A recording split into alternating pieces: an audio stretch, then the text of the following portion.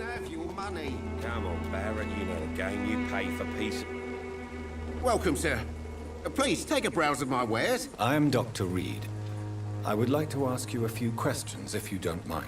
Doctor? Interesting. I'm Barrett Lewis. Usually I don't have time to waste with talk, but at this hour of the night I can hardly refuse. How is business around here? Business? I have no business. Between this racket, theft, and customers getting scared, I'm losing money every day. I see. Sounds like you blame someone in particular for your situation. It's no secret Joe Peterson spends his time harassing merchants. But with me, he's trying to put me out of business once and for all. As a merchant, you see Whitechapel every day. Have you noticed anything out of the ordinary recently? What you mean besides the epidemic, the war, and all the usual crap? As long as I can remember, this part of town has been a bottomless pit, and no sign of the bottom yet. Violence is increasing in the borough. Yeah. A few nights ago, some blokes jumped me. Came out of one of the condemned workshops. Fever, madness, something like that. Where did this happen? Why did you go there? In the closed workshops nearby. I worked there as an apprentice in better days. Now I only go to find trinkets or tools. Too bad I was mugged, though. There was good money in that little box of loot I lost. Have you been hurt? No, but that's only because I ran like hell. Those men were raving lunatics, I tell you. Not even able to speak anymore, just screaming.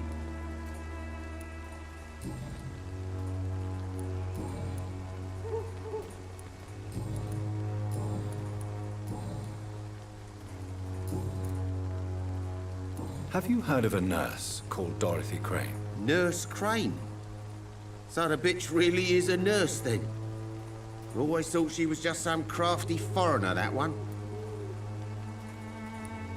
Yes, she's a nurse, and quite a good one. What did she do to gain such notoriety? Dorothy Crane ain't even a real name. Something like Dorothea Craniu. Something like that.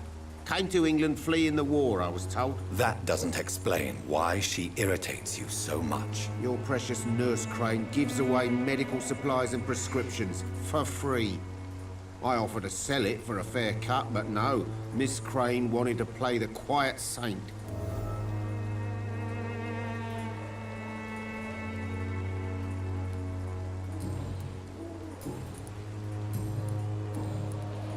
Goodbye for now, Mr. Lewis.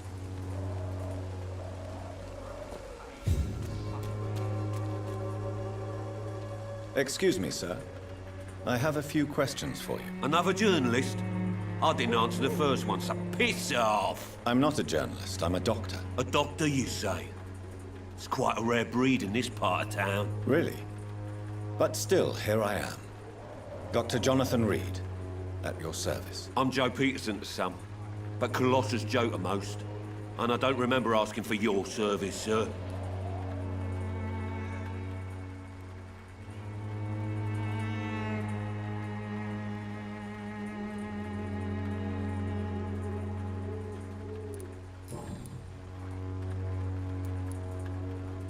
May I ask what you do around here? I do whatever I want, and sometimes even more. Now sod off. According to you, physicians are scarce in this part of town. Why is that? Not familiar with this neighborhood, are you? I guess your fancy colleagues are too afraid of being stabbed in the back. This part of town does have quite a reputation. Would you say it's justified? Totally. Look at me, for instance. I always look my opponent in the eye before knocking him out. How did you become the local bully everyone is afraid of, Joe? There's no pride in roughing up poor bastards. But this is the only job I've found. And it pays well, too. A job? So you're racketeering for someone else? I got enlisted by the Wet Boot Boys, a gang from the docks. I'm their muscle for their dirty work.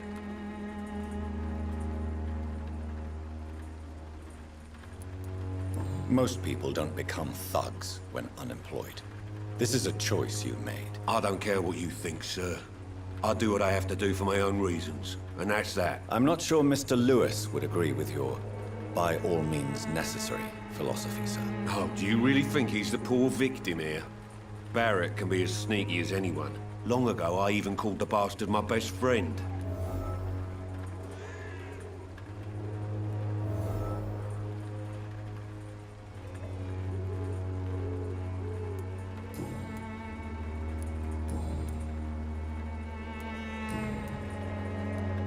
Have you heard of a nurse named Dorothy Crane?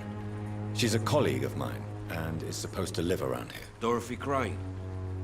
Yeah, I know her. One of the few good souls who dare to help the sick around here. Could you please tell me more about her? She's a nice girl. Tries to help the migrants. I offered to give her a hand, but she said my reputation would attract too much attention. Goodbye, Mr. Peterson.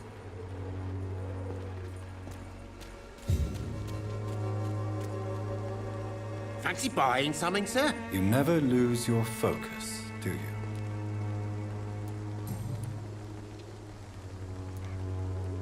Joe Peterson. He's the villain here, isn't he? But you seem to know each other. I'd known Joe for years.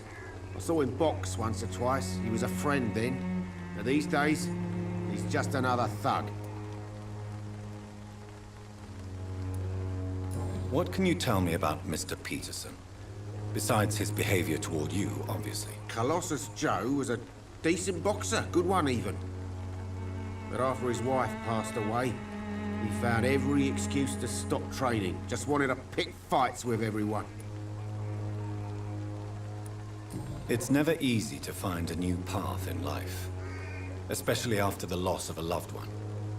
But crime is certainly not the best option. We've all had some rough times, ain't we? But most of us don't use our fists to see us through. And no one has ever stood up to this thug. Nobody would be fool enough to stand against a wet boot boy.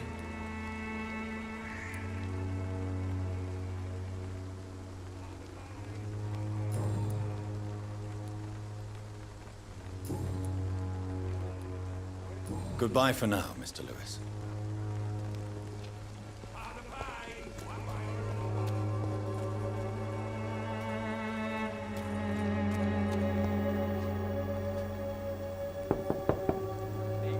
Hello, young man.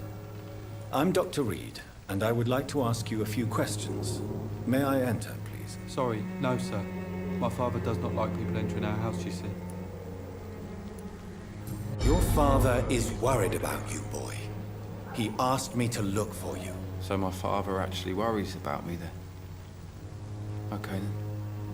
Come on in. I'm Harry, by the way. Even my dreams are soaked with gloom.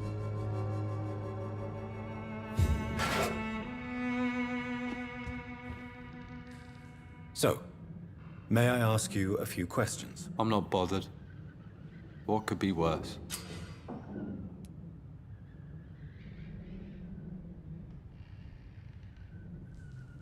Do you need any medical help, young man? Yes, I do.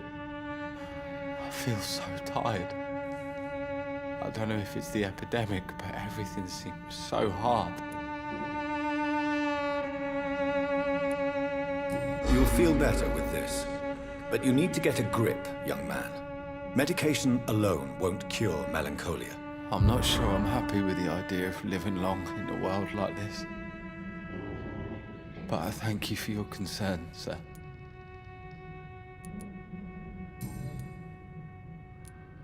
How do you feel? I'm fine. I mean, it's not easy every day, but I'm fine. I'm just tired of being sick all the time. If only I could be tough, like... Well, you know. Speaking of which, what can you tell me about your father? My father is an idiot who makes idiot things. That's all I have to say. Forgive my bluntness, young man, but you don't seem happy living in Whitechapel. Why should I? I never wanted to come here in the first place. It was my father's decision. And look around you. Does this look like a nice place to live?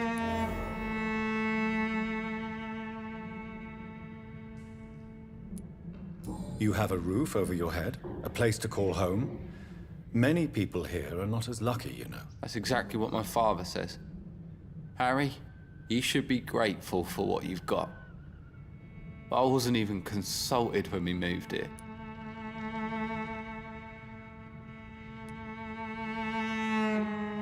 If life here is so terrible for you, why don't you just leave this place? Have you ever spoken to your father about it? I don't go outside. It terrifies me so. I went outside once without my father noticing and I saw terrible things. Bloody, frightening things. So that's why you stay at home all day? For fear of the epidemic? I'm not afraid of disease or death, Dr. Reed. It's the living I'm afraid of.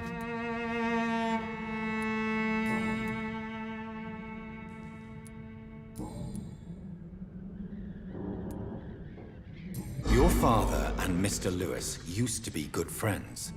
What happened, Harry? I was young then. I don't remember Mr. Lewis ever coming back again after my mother died. Or was it after my father started bullying him? I don't know.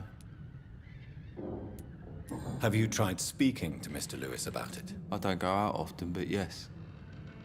And he scolded me and told me to leave him alone. I guess my father frightens him too much. But you are not responsible for your father's actions. Am I not? Dad always says that he joined that gang for my safety. So if I wasn't born, people wouldn't be worrying about Colossus Joe.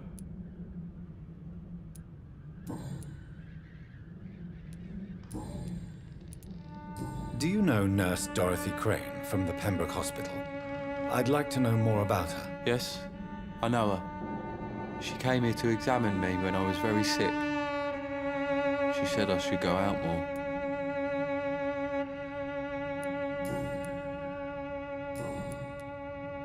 Goodbye, young man. Take care of yourself. Even my dreams are soaked with gloom.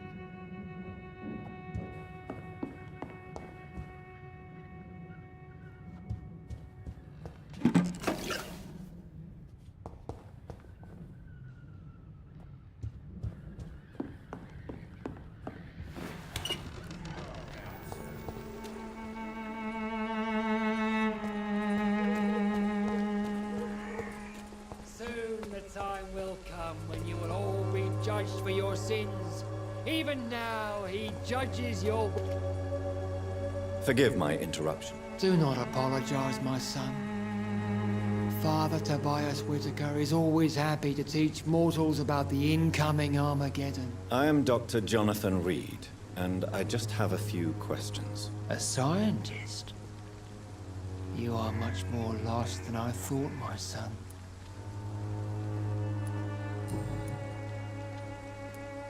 What do you mean when you say that I am more lost than you thought? All scientists are entangled in a world of causes and consequences. And most of them can't see the plain truth. Quite a judgmental opinion, if you ask me.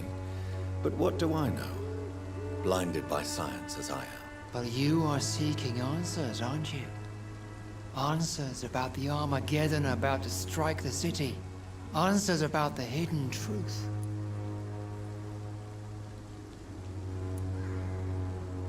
I am. But the answers I seek are based on facts, not superstition.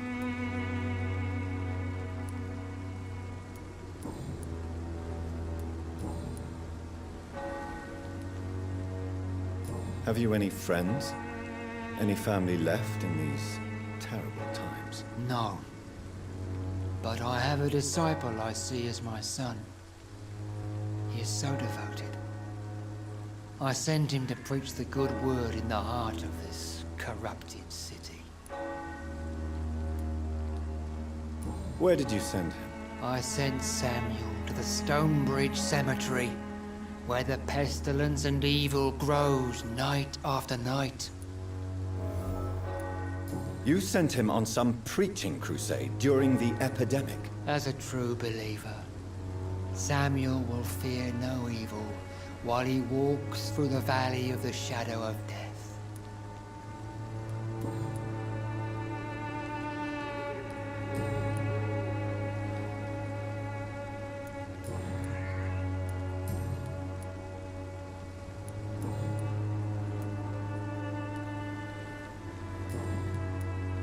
Do you know Nurse Dorothy Crane from the Pembroke Hospital? I'd like to know more about her. I don't like the liberal ideas of nurses, but I especially abhor that Nurse Crane you mentioned. So, you're not exactly a fan of Florence Nightingale's work. But nurses are essential for modern healthcare. Nuns should be the only women allowed to take care of male patients. It's obvious only they have the necessary moral fiber. Why do you hate Nurse Crane more than other nurses? Before coming to London, she was a member of the communist resistance in her country. That's what happens when you let a woman get involved in politics.